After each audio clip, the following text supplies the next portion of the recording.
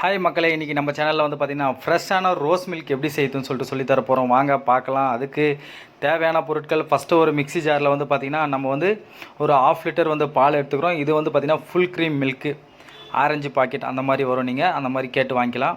Next வந்து பார்த்திங்கன்னா இதில் வந்து பார்த்திங்கன்னா ஃப்ரெஷ் க்ரீம் வந்து ஆட் பண்ணுறோம். பாருங்கள், ஃப்ரெஷ் க்ரீம் ஆட் பண்ண பிறகு நெக்ஸ்ட்டு வந்து பார்த்திங்கன்னா கண்டென்சட் மில்க் ஆட் பண்ணுறோம். இது ரெண்டுமே ஆட் பண்ண பிறகு பார்த்திங்கன்னா நம்ம வந்து நல்லா வந்து மிக்ஸி ஜாரில் வந்து மிக்ஸ் பண்ணி எடுத்துக்க போகிறோம். மிக்ஸ் பண்ணி எடுத்த பிறகு பார்த்திங்கன்னா இதுக்கு வந்து தேவையான அளவு நம்ம வந்து சுகர் ஆட் பண்ணுறோம்.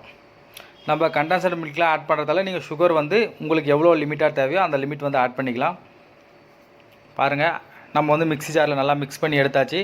இதில் வந்து பார்த்திங்கன்னா ரோஸ் மில்க் உடைய எசன்ஸ் ஆட் பண்ணுறோம்.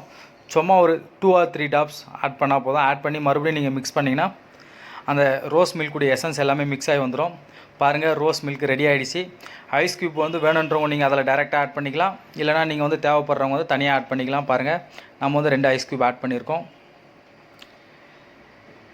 ரோஸ் மில்க் வந்து ரெடி. நீங்கள் இந்த மாதிரி வந்து ஃப்ரெஷ்ஷாக வீட்லேயே ரெடி பண்ணி கொடுக்கலாம். பசங்களுக்கு, குழந்தைங்களுக்குலாம் வீட்டில் கொடுக்கலாம். ஏன்னா நம்ம ஃப்ரெஷ்ஷாக ரெடி பண்ணுறோம்னா கடையில் வந்து 1 or 2 டேஸ் முன்னாடியே வந்து அந்த வந்து மிக்ஸ் பண்ணி வச்சுருப்பாங்க.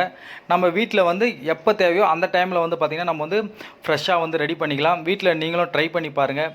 ட்ரை பண்ணி பார்த்துட்டு எப்படி இருக்குன்னு சொல்லிட்டு கமெண்ட் பண்ணுங்கள், சப்ஸ்கிரைப் பண்ணுங்கள், லைக் பண்ணுங்கள்.